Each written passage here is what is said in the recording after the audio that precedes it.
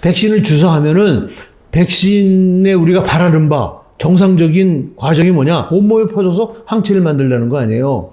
그런 과정을 우리가 만들어줬더니 기저질환자들은 그 방아쇠가 땡겨져서 사이토카인 스토밍이 와서 죽들이는 거예요.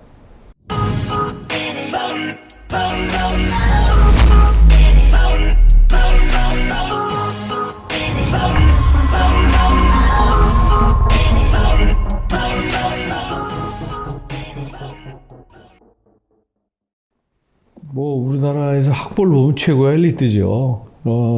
저는 경기고등학교에 있을 때 경기고등학교를 나오고 서울의대를 나와서 그래서 의사 자격을 따고 또 임상을 좀 하다가 임상이 내 길이 아니라 그래가지고 기초 해부학이라는 학문을 해서 해부학 인체 구조에 대한 걸 제가 한 거죠. 그러면서 제 연구 테마는 면역학입니다. 면역학. 우리 몸의 디펜스 시스템에 대한 거를 평생 연구를 했죠. 특히 저는 종양 면역, 캔서가 어떻게 해서 우리 몸에 그 면역 시스템이 있음에도 불구하고 어떻게 캔서 환자가 생기는지 그런 거를 평생 연구를 해서 앞으로도 내가 지금 할 일이 지금 캔서를 지금 뭐 많은 종양내과 선생님들이 치료를 하시지만 지금 뭐 캔서는 허망하거든요. 치료가 잘 안 되거든요. 그래서 생기기 전에 어떻게 하면 그거를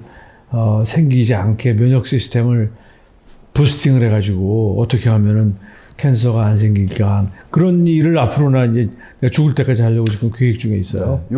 지금 그 면역학이라고 하면은 이제 기초 과학으로 봐도 되는 건가요? 그렇죠. 아니 면역학이라는 거는 뭐 네. 기초 과학이지만은 사실은 이 바이오 학문, 다시 말해서 의학에서는 면역학이라는 학문을 빼놓고는 아무것도 얘기할 수가 없습니다. 네. 면역학적인 현상이 관계되지 않은 질병이 없기 때문에 네.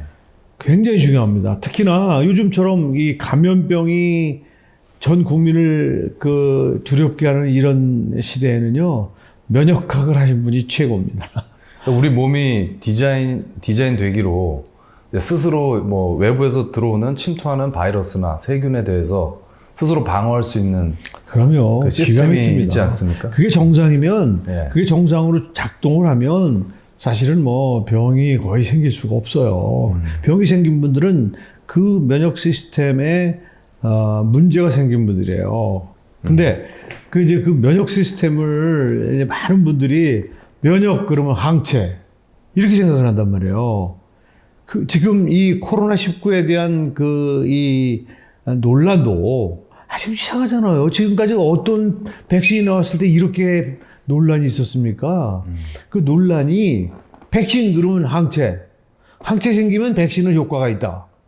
이런 이 잘못된 생각. 심지어는 네. 면역학 강의를 조금 들은 의사 선생님들조차도 면역에 대한 정말 제가 평생 면역학을 한 사람이고 면역학을 가르친 사람으로서 정말 너무 안타까운 그런 이 지식 상태에 대해서 네.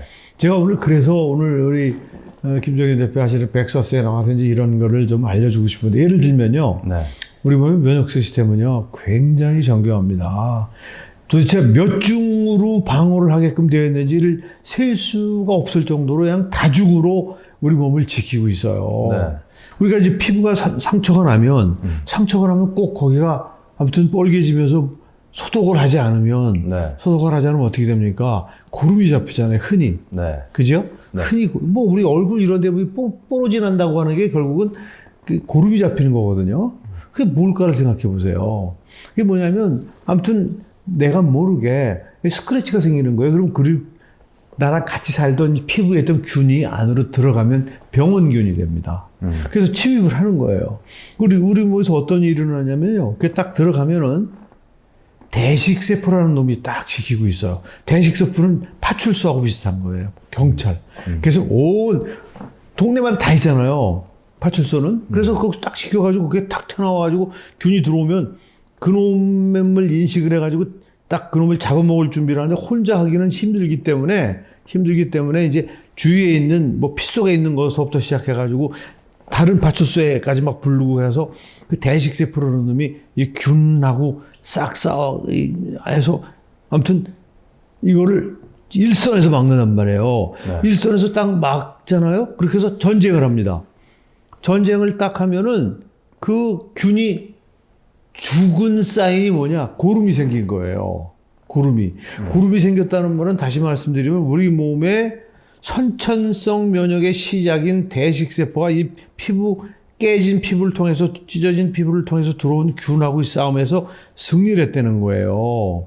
그 무슨 소리냐면, 만일에 이 들어온 놈이 여기서 이 대식세포가 막질 못하잖아요. 퍼집니다. 퍼질 뿐만 아니라 깊이 들어가서 어디로 가느냐? 혈관으로 들어갈 수가 있어요. 혈관으로. 네. 혈관으로 들어가면 온몸으로 퍼지는 거예요. 그거를 폐혈증이라고 그러는 거예요. 그러니까 무슨 얘기냐면, 우리가 여기 상처가 좀 나가지고 균이 들어온 것 때문에 폐혈증이 되는 일은 극히 드물어요. 그런 일은 오지 않아요. 왜? 우리 몸이 면역 기능이 건전하기 때문에 그런 거예요. 그러니까 무슨 얘기냐면, 자, 이렇게 맨 처음에 균이 딱 들어갔을 때 대식세포라는 놈이, 이게 전문 용어라 좀 어려워서 대식세포라는 놈이 딱 이걸 하는 방법이 어떻게 되냐면 자기가 혼자 딱 하기 어렵기 때문에 혈관 속에 있는 백혈구를 부릅니다. 뭘 가지고? TNF-알파라는 사이토카인을 분비를 해요. 이 대식세포가. 네. 그러면 그 TNF-알파가 그 피 속에 있는 중호성 백혈구라고 하는 놈 나오게 해서 혈관을 뚫고 나와요. 그래가지고 이리로 옵니다. 그래서 물론 균이 얼마나 많이 들어왔느냐에 따라서 이제 동원되는 대식세포나 중호성 백혈구 수가 다르지만 아무튼 이놈들이 나와서 싸워가지고 이놈을 이기는 이 전쟁을 선천성 면역 반응이라고 그래요. 선천성 면역 반응. 그러니까 우리 몸을 지키는 면역 반응은 선천성 면역 반응하고 후천성 면역 반응이 있는데 네. 선천성 면역 반응은 즉시 가동되는 면역 반응이야. 3일 이내에 끝이 나는. 네. 3일 이내에. 3일이 지나도 끝이 안 나면 후천성 면역 반응으로 넘어가는 거예요.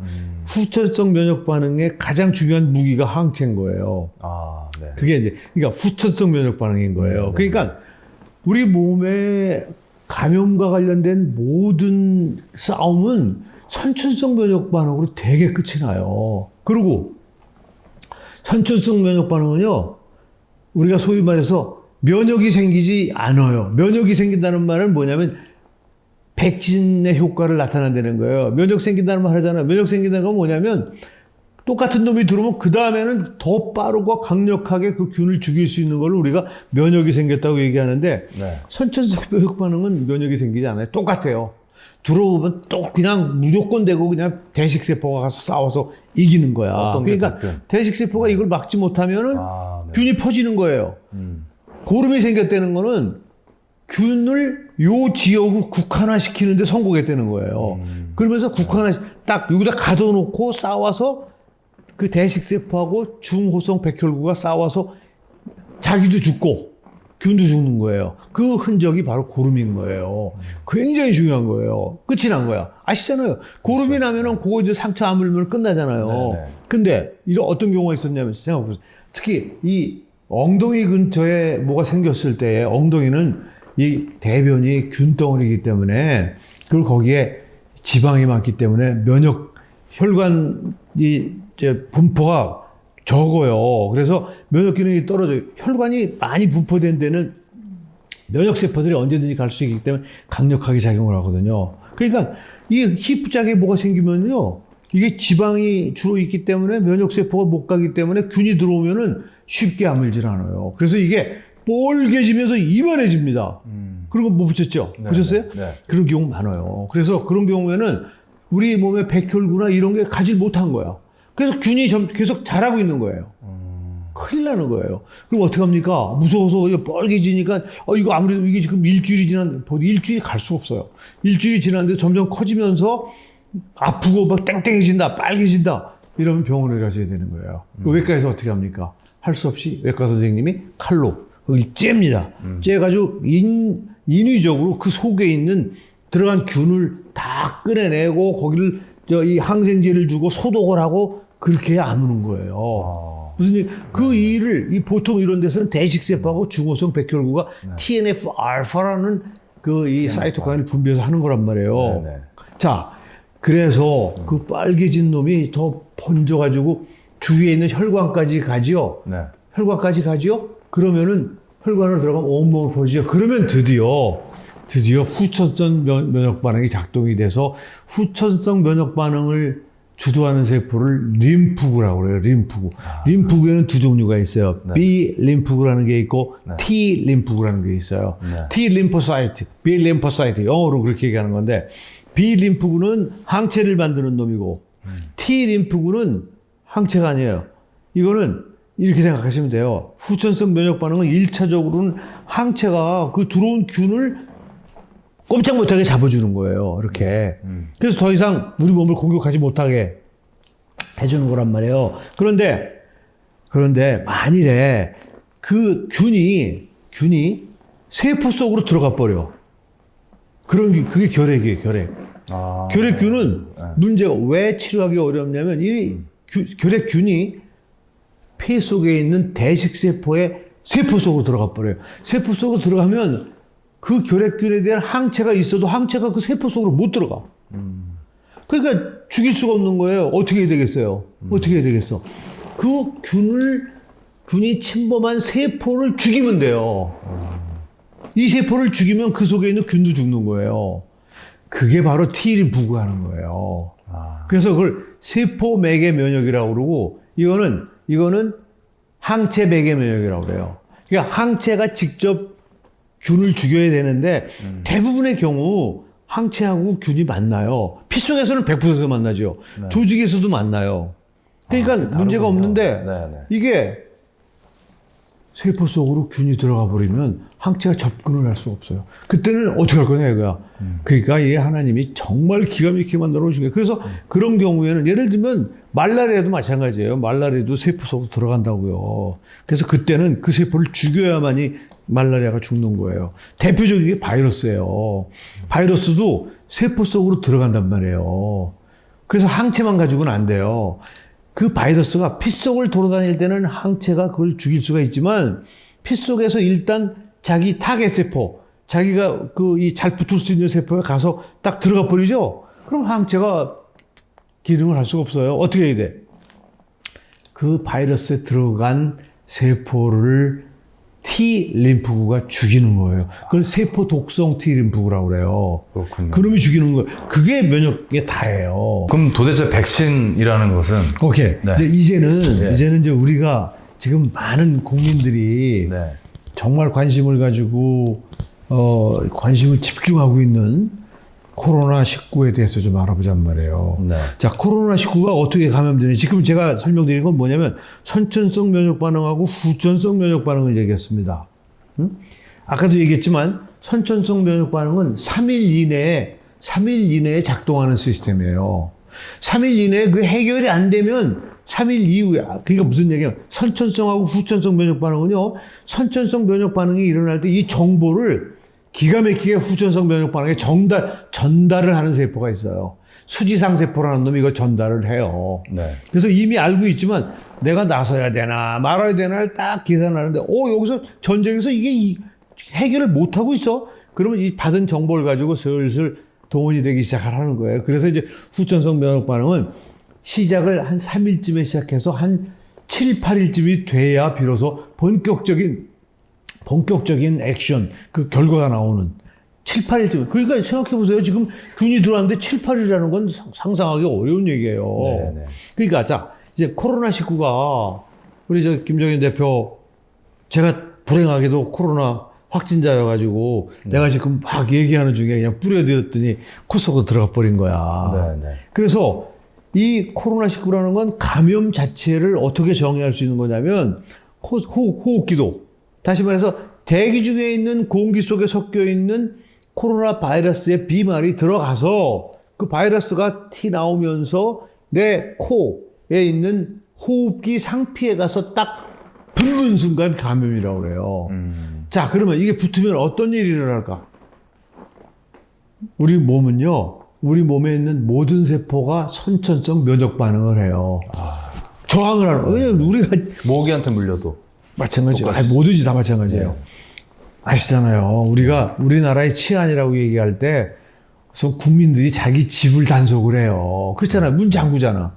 다 잠그서 강도나 도둑이 못 들어오잖아요. 이게 치안이에요. 시작이란 말. 똑같아요. 자, 지금 호흡기 상피세포가 감염이 딱 됐잖아요. 그러면 이 호흡기 상피가 첫 번째 방어 기능을 나타내요. 아, 네. 딱 들어오면요. 이놈은 이 바이러스가 들어와서 증식을 하지 못하게 하는 일을 하는데 그때 이 호흡기 상피세포가 뭘 내냐면 알파 또는 베타 인터페론이라는 걸 내요. 그 알파 또는 베타 인터페론은 거의 비슷한 기능을 하는데 두 가지가 아무튼 나와가지고 바이러스가 이 세포 속으로 들어와서 증식하는 것을 억제하면 바이러스가 숫자가 늘어나질 못해요.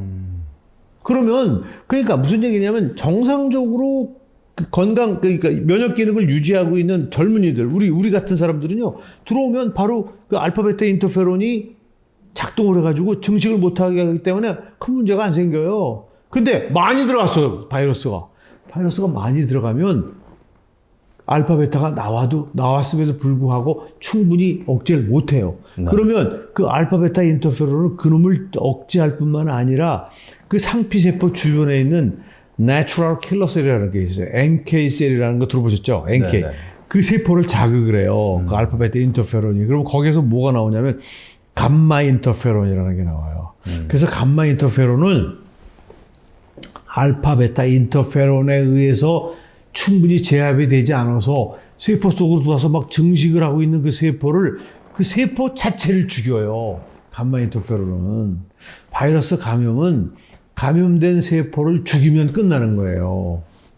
이게 지금 내가 실질적인 얘기를 하는 거예요. 네, 네. 그러니까 무슨 얘기냐면 네. 이게 지금 코로나19가 나한테 감염이 됐어요. 그러면 호흡 상피, 림프구 뭐 이런 게 작동하는 게 아니에요. 일차적으로, 일단 제일 첫 번째 있는 그 상피세포의 알파 베타 인터페론이 NKC를 자극해서 감마 인터페론까지 나와서 거기서 그냥 전쟁이 끝이 나는 거예요. 보통 사람들은. 네. 전쟁이 끝이 나고 그 다음에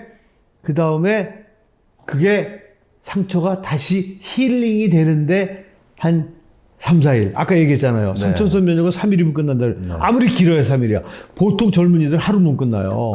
사실은 이 상피세포 밑에 상피세포가 딱 달라붙게 해주는 기저막이라는 게 있어요. 네. 기저막에 상피세포가 딱 올라붙어 앉아 있는 거야. 네. 네. 그리고 너무 재밌는 거는 상피세포가 있는데 혈관이 없어요. 이 기저막 밑에 비로소 여기까지 혈관이 와 있어요. 그러니까 지금 전쟁은 지금 제가 그러니까 코로나19에 대한 선천성 면역 반응을 설명하고 있는 거예요. 네, 네. 그 상피세포가 이렇게 있는 세포가 지금 전쟁을 하는데 길어야 3일, 짧으면 하루 만에 끝이 나고 난 상처 죽인다 그랬잖아요. NK세포가 감마 인터페론을 가지고 죽이잖아요. 그래서 감기 걸렸을 때 목이 칼칼하고 가래가 나고 하는 게 바로 그런 상태를 말하는 거예요. 근데 그놈이 힐링이 되는데 한 3일에서 한 4일이면 힐링이 되는 거야. 그래서 감기는요, 일주일을 넘어가면 뭐가 잘못된 거예요. 내과 책에 그렇게 돼 있어요. 일주일 안에 스스로 낫는 병, 그렇게 정의돼 있어요. Self-limiting disease라고 돼 있어요. Healed in within 1 week. 일주일 안에 깨끗하게 낫는 병. 그렇게 지금 제가 그걸 정확하게 설명을 드리는 거야. 일주일 안에. 젊은 사람들은 아시잖아요.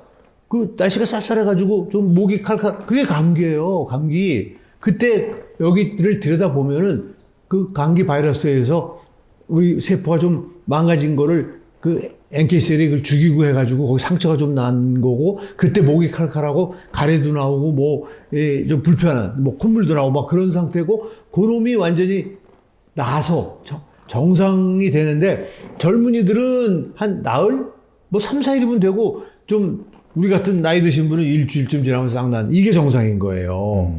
자, 무슨 얘기냐면 지금 이렇게 선천성 면역 반응이 이렇게 하고 끝이 나기 때문에 이 기저막 밑에 있는 혈관 쪽으로 이 바이러스가 노출이 안 되는 거예요. 노출이 돼야 혈관 속에 있는 B림프구, T림프구가 이름을 딱 보고 항체를 만드는 거예요. 네. 그러니까 무슨 얘기냐면 생각해 보세요. 감기는 인류와 역사를 같이 했는데 계속 걸리는 거야. 왜 면역이 안 생기는 거야 도대체? 왜냐면 기저막이 깨지면서 막 여기 바이러스가 막 증식이 돼가지고 그냥 상처가 많아서 기저막까지 깨져서 바이러스가 조직까지 내려가고 그 혈관에까지 침투를 해서 드디어 바이러스가 혈관 속에 있는 또는 조직 속에 있는 림프구하고 접촉이 되면은 림프구가 만나면 항체가 생기는 거예요. 그런데 감기는 계속 기저막 위에서 그냥 아주 가벼운 전쟁으로 그냥 계속 인류 역사를 같이 그러니까 면역이 생길 수가 없는 거예요. 그렇군요. 코로나19도 마찬가지예요. 그런 얘기 들으셔서 아실 거야. 무증상 감염을 당한 젊은이들은 피를 뽑아봤더니 항체가 엎드리는 거예요. 그 정은경 그 맞아요. 청장이 네, 그랬었죠. 1450명을 조사했더니 한 명 나왔다는 거 아니야. 맞아요. 말이 안 돼. 그럴 수가 없어요. 그게 왜 그래? 당연한 거야. 왜? 이게 후천성 면역 기능 속에 노출이 안 됐기 때문에 항체가 안 만들어지는 거예요. 그렇군요. 자, 그러면 네. 조금 전에 우리 김종인 대표가 질문하셨어요. 자, 백신을 맞잖아요. 백신을 맞으면 항체가 생겨요. 왜냐면요. 이게 이런 게 어렵다는 거야. 지금 실제 우리가 자연적으로 코로나19에 걸리는 거는 상기도에 걸리는 거 아니에요. 그렇죠. 상기도의 조직상, 아까 얘기했죠? 그 상피에서만 싸우고 끝이 나고 기저막이 망가지지 않기 때문에 노출이 안 된다. 그런데 백신은 어디다 찔러요? 백신은 뭐 요즘에는 여기다 찌르잖아요, 여기다가. 네, 여기 네. 어깨 근육에다 찌른다면 어깨 근육에다 근육 주사한단 말이에요. 상황이 전혀 달라요. 어디다 찔러요? 근육에다 찔러대는 거 아니에요? 그리고 여기 하잖아요. 알코올성으로. 그죠? 네. 어떻게 하는 거야? 퍼뜨리는 거야. 근육에다가. 그러면 근육에는요, 혈관이 와 있잖아요. 그럼 그 찔러준 mRNA 이 mRNA라는 백신이 쫙 퍼지면서 혈관으로 들어가야 또 그다음에 그 주위에 있는 림프관으로 들어가야만 항체가 만들어지는 거예요. 들어간단 말이에요. 그러니까 여기 정상적으로 감염된 거하고 상황이 달라. 그러네요. 무슨 이제 네. 아시겠죠? 네. 혈관에 노출이 되면 반드시 항체가 생기게 돼 있어요. 그런데 이게 사실은 코로나19는요, 그 바이러스, 그 비슷한 바이러스를 우리 몸 속에 김정현 대표나 나나 있어요. 그게 코로나 바이러스가 있다고. 네. 코로나19는 조금 다른 놈이 박쥐에서 왔다는 거 아니에요. 네. 그게 다르지 우리 거랑. 그 다른 것 때문에 항체가 만들어지는 거예요. 근데 한 번 찔러서 항체가 안 만들어져요.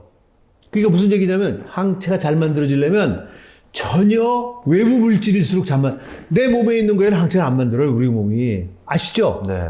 자기 몸에 항체를 만드는 게 자가면역 질환이라서 그건 병이에요, 병. 보통은 안 만들어요. 그러니까 나하고 다르면 다를수록 항체를 잘 만들어요.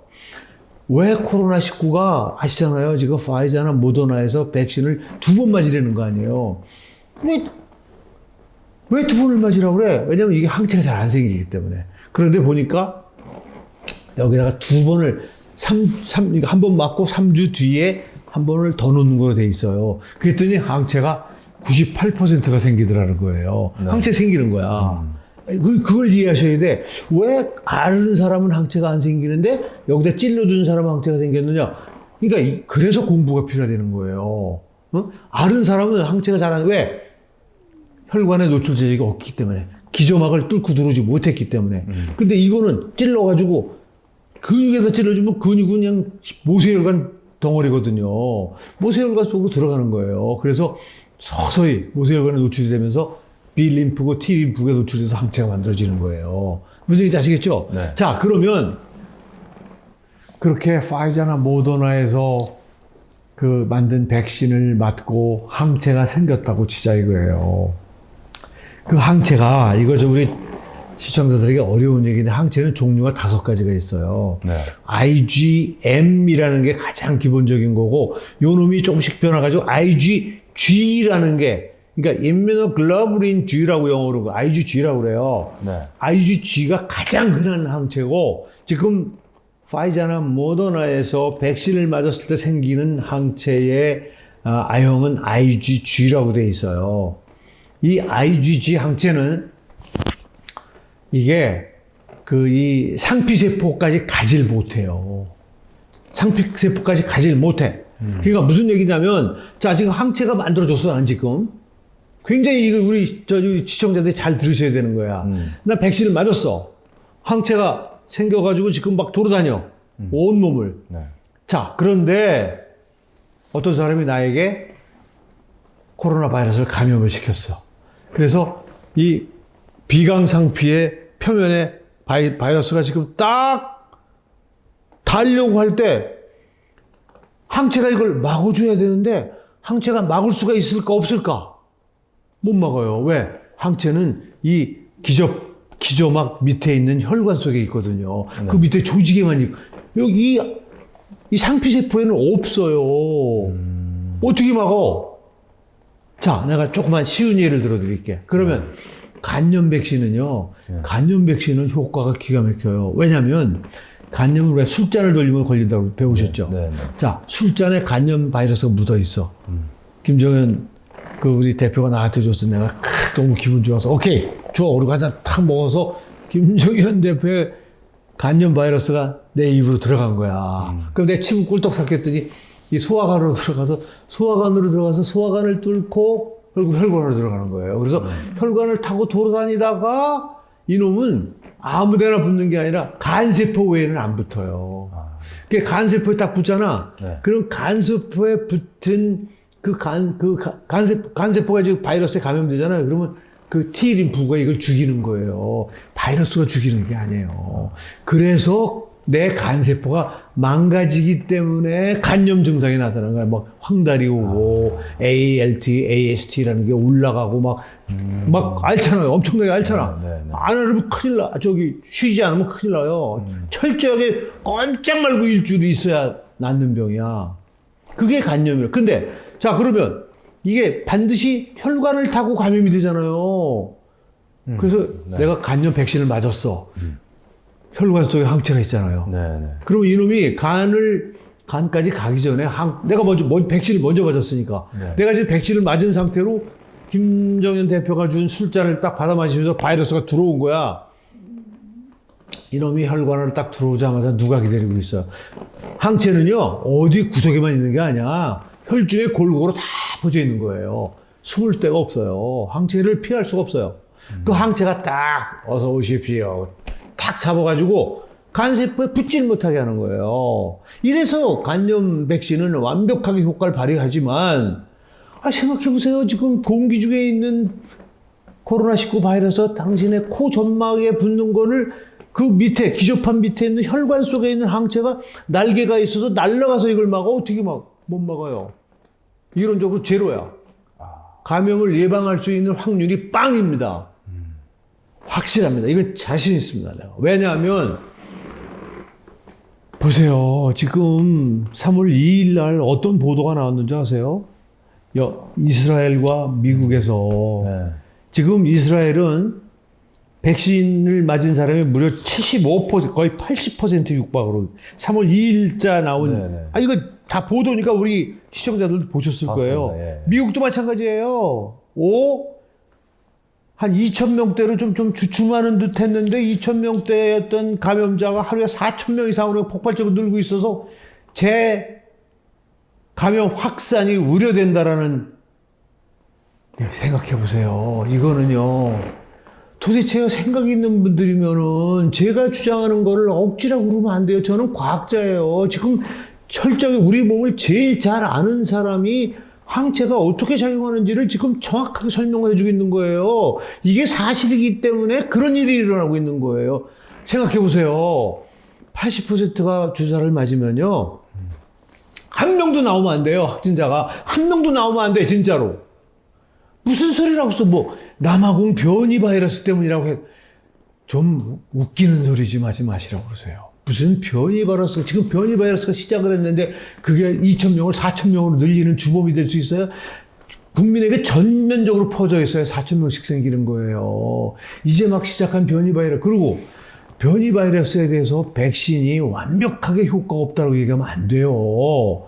무슨 얘기 하시는 거예요? 변이 바이러스 조금 다른 겁니다. 그 내용을 모르셔서 그래요. 3,600개의 이 유전자 구성 중에 불과 10개 이내가 달라진 거예요. 변이 바이러스라는 게.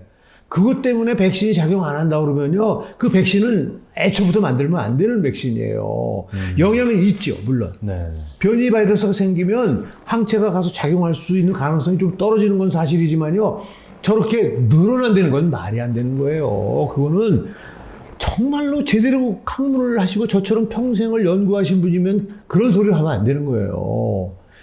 아니, 2,000명을, 아니, 백신을 맞았는데도 왜 2,000명이 유지되느냐? 이래도 이상한 거예요. 백신 맞은 사람이 반 이상인데, 집단 면역이라는 게 뭔지 아세요? 집단 면역은요, 60%만 맞으면 완전히 감염이 끝이 난다는 거예요. 무슨 얘기냐면, 백신을 맞잖아요.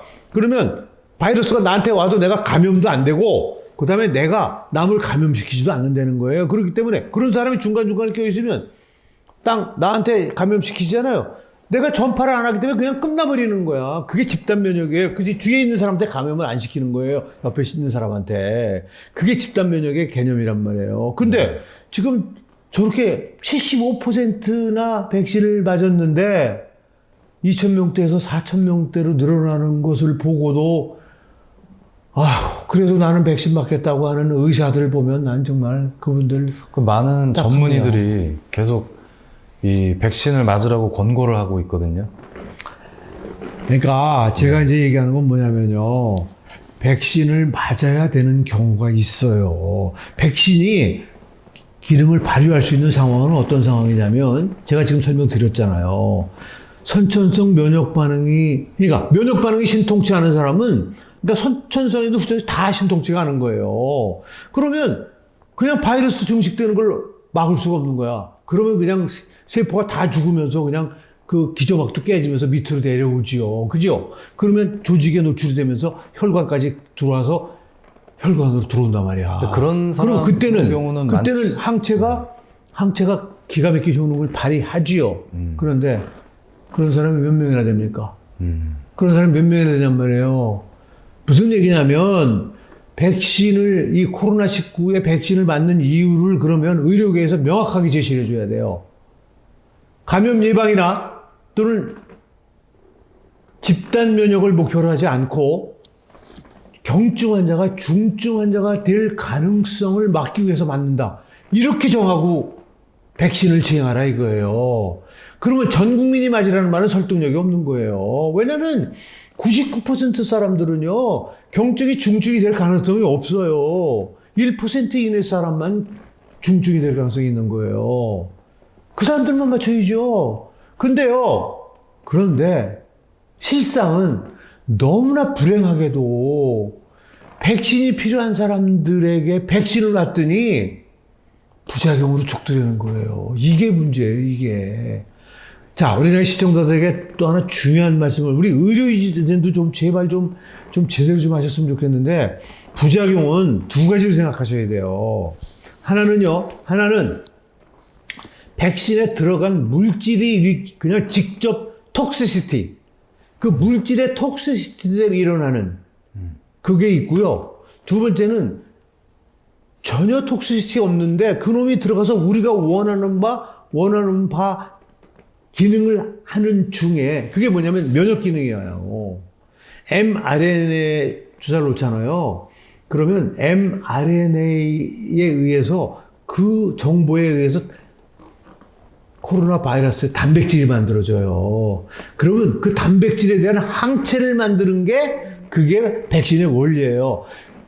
아스트라제네카든 파이자든 모더나든 무슨 어느 회사든 간에 원리는 다 똑같은 거예요. 그 항체를 만들게끔 하는 방법이 다른 거지 궁극적으로는 단백질이 만들어져야 돼요. 단백질이 나와야 돼. 세포 위로. 그래서 이 단백질을 보고 우리 몸의 비림프구가 항체를 만드는 게 그게 백신의 원리예요. 아스트라제네카는 그냥 이 코로나19 그 바이러스를 아데노 바이러스라는 바이러스 속에다가 그 유전자를 삽입시켜가지고 사람에게 그 아데노 바이러스를 찔러주는 거예요. 왜냐면 아데노 바이러스는 독성이 없어요. 그래서 안전한 바이러스로 되어 있기 때문에 그 바이러스를 찔러주는 거라. 그래서 결국은 그 바이러스가 우리 몸 핵 속에 들어가서 그게 유전자에 의해서 단백질을 스파이크 프로테인이라는 단백질을 만들기 때문에 스파이크 프로테인에 대한 엔티바디를 만드는 순간 면역이 형성됐다고 얘기하는 거예요. 그다음 mRNA는 마찬가지. mRNA랑 파이자나 모더나에서 하는 mRNA 백신이라는 거는 mRNA를 찔러주면 이 mRNA 유전 정보가 가진 게 바로 스파이크 프로테인이에요. 그거에 의해서 우리 세포에서 그 단백질을 만들잖아요. 그럼 그 단백질에 대한 항체를 똑같아요. 그거는. 그러니까 무슨 얘기냐면 독성이라는 거는 mRNA 자체가 일으키는 독성이라는 측면을 하나 생각을 해야 되고, 그 다음에 mRNA가 들어가서 이놈이 발현이 돼가지고 단백질을 만드는 유전 정보에 의해서 단백질을 만들 때 이 단백질에 대한 면역 반응이 일어날 때 생기는 부작용. 이 두 가지를 나눠서 생각해야 돼요. 저는 뭐가 더 중요하냐면요. 백신에 들어있는 어떤 물질 때문에 죽는 경우는 저는 흔치 않다고 봐요. 네. 지금 특히 코로나19는요. 지금 죽은 사람들 부검한 케이스를 제가 지금 살펴봤더니 정확하게 코로나19에 걸렸을 때 돌아가시는 분들하고 똑같다는 거예요. 똑같다는 거예요. 무슨 얘기냐면 혈관이 막혀서 죽는다는 거예요. 이게 제가 지금 자세하게 이 어려운 얘기라 지금 설명을 못 드리는데 코로나19에 걸리면은요. 죽는 분들이 왜 죽는 거냐면 사이토카인 스토밍이 온다는 거예요. 독감 때는 사이토카인 스토밍이 안 와요. 달라요. 그게 하버드 대학을 비롯한 다국적 팀에서 발표를 했어요. 작년 5월에 세계 최고의 권위지인 뉴 잉글랜드 저널 오브 메디신에 정확하게 코로나19로 죽는 기전하고 독감으로 죽는 기전이 다르다는 걸 밝혔어요. 코로나19는 혈관이 막혀요. 응고 시스템이 자극이 돼가지고 피 속에서, 혈관 속에서 피떡이 생겨요. 이게 굉장히 심각한 일인 거예요. 그래서 막 혈관이 막혀가지고 결국은 혈관이 막히면 어떻게 돼요? 장기가 다 죽지. 그래서 다장기 부전증이라는 거예요. 멀티 오르간 페일리어라는 말을 쓰는 거예요. 근데 맨 처음에 죽은 56세 산부인과 의사, 플로리다에서 이 파이자 백신을 맞고 56세 젊은 사람 아니에요. 56세 의료진이 먼저 맞아야 된다고 해서 맞은 거예요. 근데 56세 산부인과 의사가 어떻게 죽었는지 아세요? 혈소판이 그냥 완전히 다 없어진. 그러니까 혈소판이 왜 없어지냐면 혈관 중에서 그냥 피떡이 생기기 때문에 혈소판이 없어지기 때문에 혈소판을 치료하다가 뇌경색으로 죽었어요. 그 사람이. 그러니까 이것도 결국은 코로나19가 사람을 죽게 하는 기전에 딱 맞는 거란 말이에요.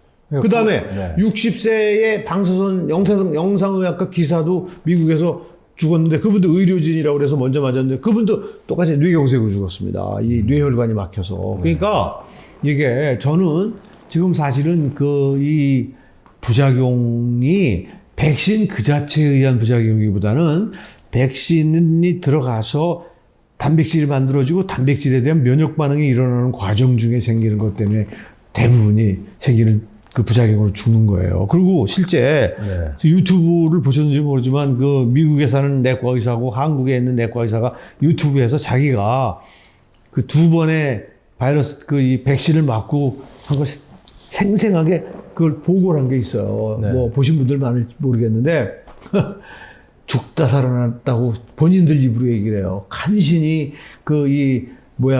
소염제하고 진통제 먹고 간신히. 근데 두 분이 똑같이 사흘 동안 고생했다고 딱 나와요. 사흘. 그러면서 뭐라고 그러는지 아세요? 야, 이래서 기저질환자들이 죽는구나. 그게 뭐냐면 그게 만일에 그런 고생을 안 하잖아요. 그 얘기는 뭐냐면 항체가 안 생겼다는 소리예요.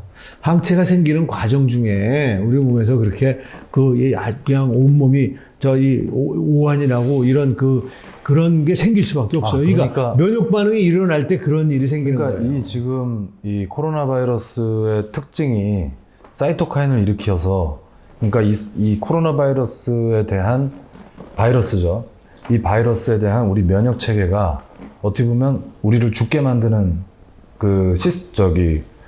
반응을 한다는 거네요. 그렇죠. 근데 그거는 지금 뭘 잘 모르냐면 면역 체계 때문에 항체가 생겨서 우리가 면역성이 생긴다고 얘기하지만 죽는 사람은 뭔가 우리가 아직 모르는 열쇠 같은 게 방아쇠가 있는 거야. 어떤 방아쇠가 당겨지는 거예요. 그래가지고 사이토카인 폭풍이 일어나는 거예요. 응? 그 열쇠가 이 방아쇠가 뭔지를 몰라요. 그 아직까지. 사이토카인 스토밍을 일으키는 실체가 뭔지를 몰라요. 네. 뭔가가 우리 몸의 면역 시스템을 지나치게 우리 몸이 그냥 반응하는 말도 안 돼요. 많은 분 아이 뭐 그냥 반응할 수가 있나요? 그냥 반응하는 게 아니라 우리 몸에 그 사이토카인이라는 건 면역 물질이에요. 그건 적당히 나오면은 굉장히 중요한 우리 몸을 보호를 하는데 너무 많이 나오면은 아까 얘기한 것처럼 응고 시스템을 자극해서 피 속에서 그냥 피떡이 생기는 거야. 또는 혈관이 확장이 되면서 그냥 혈압이 뚝 떨어져요. 그냥 혈압이 120에 대해 60으로 뚝 떨어지는 거야. 그러면 의식을 잃고 쓰러지는 거죠. 네. 그런 일이 생긴단 말이에요. 그러니까 너무 많이 나왔을 때 그게 사이토카인 스토밍이라는 거예요. 사이토카인 스토밍을 일으키는 방아쇠가 뭐냐, 어떤 물질이 그걸 일으키는지 지금 몰라요. 근데 분명한 거는 독감 때는 그게 없는데 코로나19 때는 있다는 거예요. 지금 죽는 분들이 대부분이 그런 상황으로 죽어요. 그 코로나19에 걸렸을 때 기저질환자들이 죽는 그런, 지금 맨 처음에 왜 백신 놓고 나서 그냥 막 노르웨이에서 막 12명, 24명, 뭐 40명 막 죽었다고 매일 그냥 나왔었어요. 그때 그러면서 결론을 어떻게 내냐면 75세 이상이고 다 기저질환자들이라는 거야. 그러니까 기저질환자들처럼 면역 기능이 떨어진 사람들에게서 뭔가가 아무튼 면역 기능이 떨어졌음에도 불구하고 그냥 면역 기능이 폭풍우처럼 일어나는 그런 어떤 물질이 있다는 거예요. 그게 뭐냔 말이에요, 그게. 아무튼 그런 조건이 백신을 찔러줬을 때도 생길 수 있다는 거예요. 그러니까 그 방아쇠를 가지고 있는 분은 백신을 찔러주면은 그 방아쇠가 땡겨지면서 마치 코로나19 걸려서 부작용으로 죽는 사람하고 똑같은 일이 백신을 찔렀을 때 생기는데, 근데 그거는 왜 그러는지는 모르지만 잘 생각해 보세요. 이 코로나19 바이러스가 상기도에 국한되어 있다가 아무리 확진자라도 나은 사람은 죽은 사람이 단 한 명도 없어요. 지금 현재 한 250만 명이 죽었어요. 전 세계 보고된 바에 의하면. 네. 250만 명이 죽었다라고 보고되어 있는데 그 죽은 사람들을 보면은 그 바이러스가 상기도에 국한되어 있었는데 죽은 사람은 단 한 명도 없어요. 어떤 사람이 죽은 거예요? 아까 얘기했죠. 그 상피세포가 너무나 바이러스 증식하면서 기저막이 깨지면서 그 밑으로 바이러스가 내려가서 온몸에 퍼진 사람 중에서 일부가 죽는 거예요. 퍼졌다고 다 죽는 게 아니에요. 퍼진 사람들, 굉장히 고생하는 사람들, 그런 사람들이에요. 그리고 그 중에서 죽는 사람이 나가 소수가 죽는 사람이 나오는 거예요. 자, 그러면 생각해 보세요. 그 코로나19 바이러스에 거의 똑같은 물질, mRNA라는 건 사실상 뭐 코로나 바이러스하고 똑같다고 생각하시면 돼요. 그걸 여기다 찔러줬잖아요. 네. 그럼 어떻게 된다 그랬어요, 아까? 피 속에 여기 그 근육이 삼각근이라는 근육에 분포된 혈관으로 이렇게 들어간다 그랬잖아요. 네네. 그럼 혈관으로 들어가면 온몸으로 퍼지죠. mRNA가 온몸으로 퍼져야 항체가 만들어져요. 네. 온몸으로 퍼지지 않으면 항체가 만들어지지 않아요. 네. 자, 잘 생각해 보세요. 이거 뭐야? 상기도에 있는 바이러스가 온몸에 퍼진 거하고 뭐가 다르냔 말이에요. 다시 말씀드리면 죽을 수 있는 조건을 마련해 준 거예요. 백신을 인젝션함으로 인해서. 백신을 주사하면은 백신에 우리가 바라는 바 정상적인 과정이 뭐냐? 온몸에 퍼져서 항체를 만들려는 거 아니에요.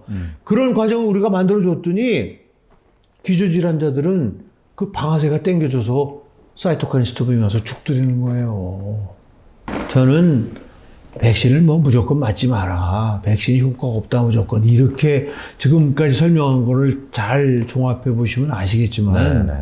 저는 그 코로나19의 속성을 샅샅이 알려드리고 그 다음에 백신의 원리, 항체가 생겨야 되고 항체가 바이러스하고 만날 수 있어야만이 효과가 있는데 지금 간염과는 달리 코로나19의 경우는 이놈이 밖에서 그 상피세포의 표면에 붙는 게 감염이기 때문에 도저히 혈관 내지는 조직 속에 있는 항체가 기저막을 뚫고 상피까지 뚫고 나와서 이건 불가능합니다. 그래서 이론적으로가 아니라 실제적으로 0%라는 거예요. 감염 예방할 생각하지 말라는 거예요. 내가 감염 예방을 위해서 백신을 맞을 생각하는 사람은 백신 맞지 말라는 거예요.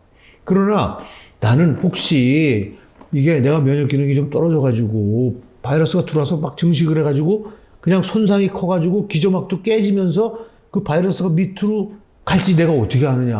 나 그게 두려워서 나는 그렇게 되면은 아까도 말씀드렸듯이 이놈이 조직이나 혈관에 노출이 되면 항체를 만나요. 내가 백신을 맞았다면. 그러면 그 항체가 백신을 중화를 시킬 수 있기 때문에 더 이상 나 현재의 상태를 악화시키지 않는단 말이에요. 그건 맞는 말이에요. 그렇기 때문에 나는 그럴 가능성이 있기 때문에 맞아야 되겠다는 분은 맞으려는 거예요. 그러나 제가 지금까지 설명을 했으면서 그냥 여기서 도망가는 식으로 설명할 수는 없는 이유는 뭐냐면 불행하게도 그렇게 높은 확률은 아니라 할지라도 부작용이 있는 건 확실하다는 거예요. 더더군다나 mRNA 백신은요, 인류 역사에서 처음으로 시행된 백신이에요. 방식이 굉장히 어려운 거를 성공을 한 거예요. mRNA 백신 만드는 게 굉장히 어려운데 성공을 한 거예요, 이번에. 그걸 전 취합니다. 그러나 그 최초의 시도임에도 불구하고 너무나 안전성에 대한 검증을 부족하게 했다는 겁니다. 우리가 흔히 기본적으로 5년입니다.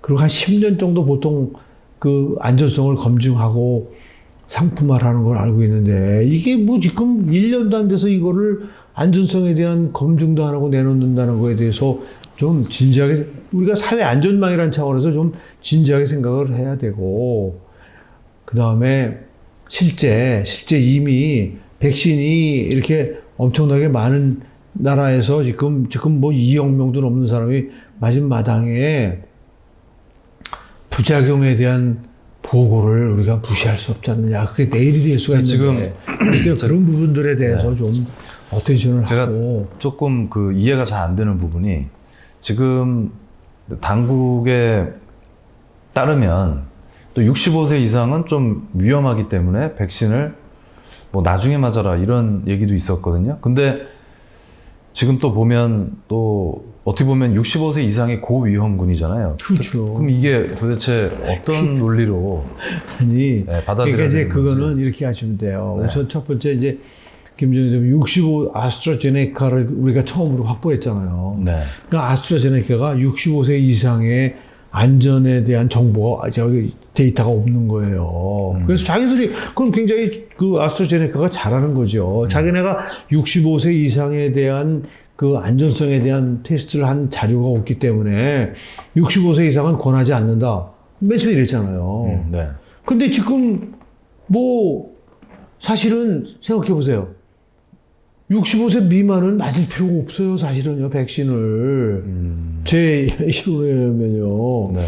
그리고 정말 제가 그 사사시 설명한 내용에 의하면 이 감염 예방은 못하는 거고 경증 환자가 중증 환자가 되는 걸 막는다는 게 확실합니다. 그렇다면 백신은 65세 이상만 맞아야 되는 거예요, 사실은요. 또는 기저질환자들이 맞아야 되는데. 근데 네. 뭐 이게 죽는 분들이 다 그분들이 저 부작용으로 죽으니 네. 이게 도대체 정말 심각합니다. 지금 오히려 맞지 않아도 되는 사람들 엄청나게 많은 사람들이 지금 맞는데 또 의료진도 마찬가지라고 봅니다. 저는 의료진도 그냥 의료진이 맞으려고 하는 건 전 이해는 해요. 왜냐하면 지금 파이자나 모더나에서 굉장히 중요한 임상 실험을 했잖아요. 그걸 네. 그래서 뉴잉글랜드 저널 오브 메디신에 발표를 했습니다. 예, 그러니까 이제 그걸 금과 옥조로 이제 믿고 네. 그걸 믿고 이제 맞으려고 하는 건데 제가 그 논문을 샅샅이 읽어봤어요. 네. 굉장히 두껍고 양이 방대합니다. 네. 그래서 불구하고 제가 그걸 읽어봤다는 거 아니에요. 네. 읽어봤는데 저도 논문을 100편, 수십 편을 영문 논문을 쓴 사람이에요. 그러니까 알잖아요. 그 논문을 심사하는 과정으로 만일에 그 논문이 저한테 심사하라고 왔으면 저는 그 논문 받아주지 않았을 겁니다. 그러니까 무슨 얘기냐면 그 논문을 진짜로 건전한 이 양식이 있는 과학자라면요. 그 논문을 샅샅이 읽고 문제점을 발견 못하면 그분의 학자적 자질이 문제라고 생각해요, 저는. 그거는 아니 4만 3천 명을 2만 1,500명, 2만 1,500명씩 나눠서 진짜 백신, 가짜 백신을 주고 실험을 한 거예요. 한번 상상을 해보세요. 네. 4만 3천 명을 이렇게 방 안에 가둬놓고 한 실험이 아니에요. 다 돌아다닐 수 네, 있고. 각자 자기 생활을 하는 거예요. 그래서 이제 주사를 한번 놓고, 그러니까 생리식염수 넣는 그룹 2만 1,500명, 진짜 백신 2만 1,500명 놓고 각자 살면서 하는 거예요. 그리고 3주 뒤에 또 다 약속된 장소에 와가지고 두 번째 백신을 맞고 7일 만에, 7일이 되는 날 모두 연락이 가는 거예요. 자, 실험에 참여하신 분들 얘기 잘 들으십시오. 오늘 감기 증상이 있는 분들은 신고하십시오. 그래서 지정된 장소로 오십시오. 병원으로 오십시오. 그래서 그 병원에 와가지고 그 의사 선생님 만나가지고 그 증상 얘기하고 뭘 했겠어요? 이거 해가지고 RT-PCR 검사를 한 거야. 그래서 확진자, 그게 실험이 다예요. 네. 네? 그게 다인데, 그렇게 해서 온 사람이 몇 명이냐면 168명이 왔어요. 168명이 와서 나 감기 증상이 있다. 그래서 이제 그 사람들 했더니 168명이 양성으로 나왔어. 전부 다. 예, 예. 네. 양성으로 나왔는데 160명은 생리식염수를 맞은 군이고 8명은 진짜 백신을 맞았다는 거예요. 오, 기가 막힌 효과죠. 그러면 168분에 160이라는 곱하기 100이라는 예방 효과가 있는 거야. 그게 95%라는 거예요. 네? 네. 무슨 얘기인지 아시겠어요? 네. 168명 중에 160명을 백신이 막았다는 거야. 응? 8명만 감염됐다는 얘기는 160명은 생리식염수 안 맞았기 때문에 걸렸다는 거예요. 그러니까 그만큼 방어 효과가 있다는 거예요. 생각해 보세요. 이 질병의 특성을 생각할 때 이 질병은요, 무증상 감염자가 더 많은, 무증상 감염자가 왜 중요한지 아세요? 무증상 감염자도 감염을 시킵니다. 그렇죠. 무증상 감염자도 감염을 시킬 수가 있기 때문에 무증상 감염, 그래서 확진자를 자꾸 찾아내는 거예요. 지금 보세요. 확진자, 우리나라가 지금 확진자가 뭐 14만 명인가 뭐 10만 명인가 얼마인데 그 중에 증상 있는 사람이 몇 명이나 있어요. 대부분이 무증상 확진자들이에요. 네?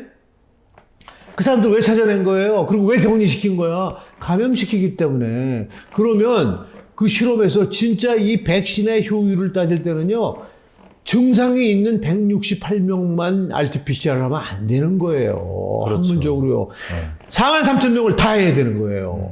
다 해서 비교를 해야죠. 4만 3천 명을 다 RT-PCR을 하고 양성이 나온 사람이 봤더니 7,800명이더라. 근데 봤더니 노멀 생리식염수 맞은 사람이 3,900명이고 이거 맞은 3,900명. 아유, 차이가 없네.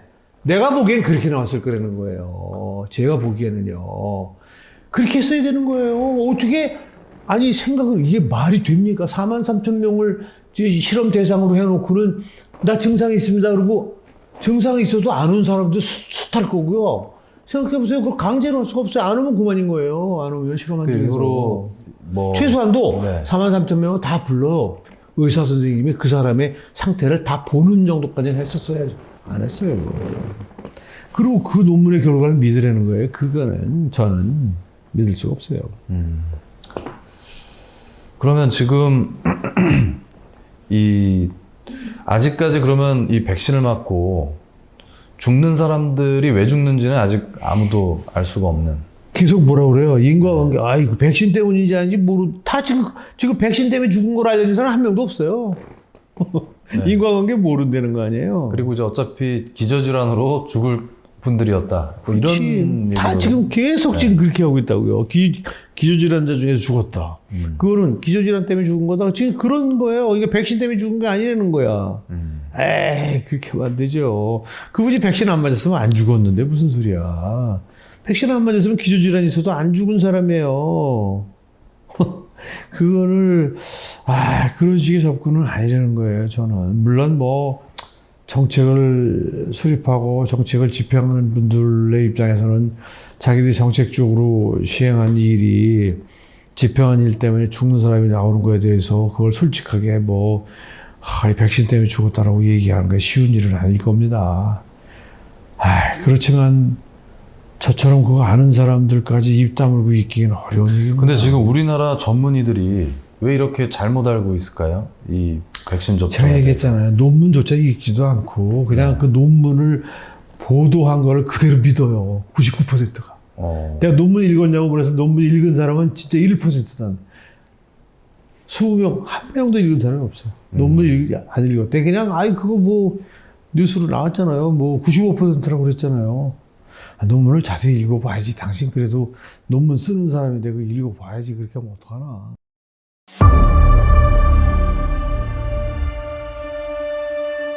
Audio Jungle.